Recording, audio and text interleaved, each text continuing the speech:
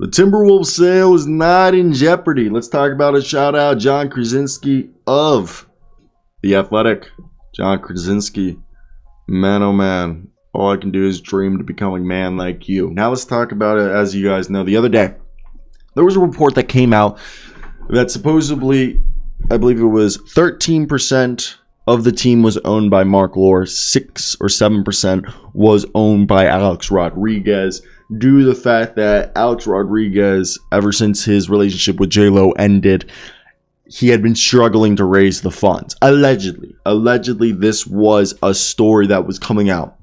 Now, that has been denied. Supposedly, the money is there. It's nothing to worry about. They'll have the money. And it's interesting. So let's talk about it. And basically, this is a conversation between Sean M and Jon Krawczynski.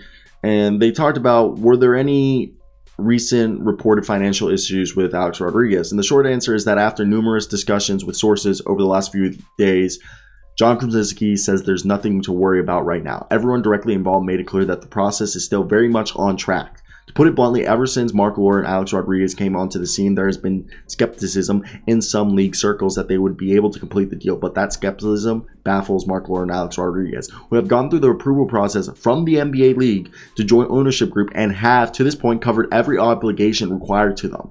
They have 2 payments to make, one by December 31st of 2022, which is this year, and a final payment by December 31st, 2023. They remain steadfast that they will be able to close over the next 16 months, reports Jon Krawczynski. Mark Lore and Alex Rodriguez have an agreement to purchase the Wolves at $1.5 billion valuation.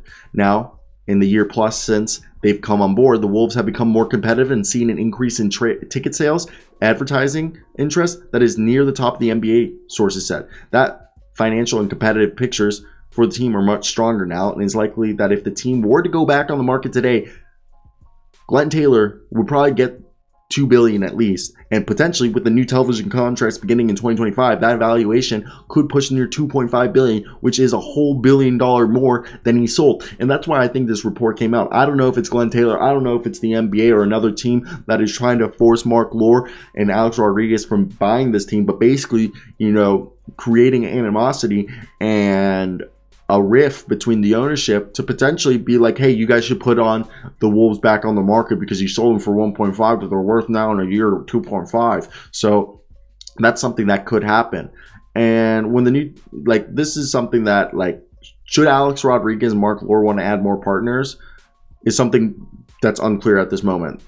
That kind of skyrocketing asset value is definitely going to attract investors if needed, as well as if Kevin Garnett, who was supposed to, before Philip Saunders, I listened to his audiobook. It was 6 hours, great audiobook. K to G, I believe it is, right? K to G.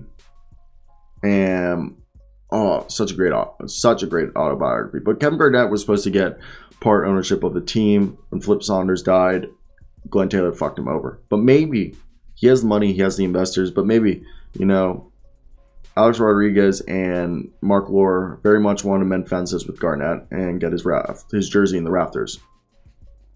Hopefully, and it's a possibility that he could join the group as a small minority owner.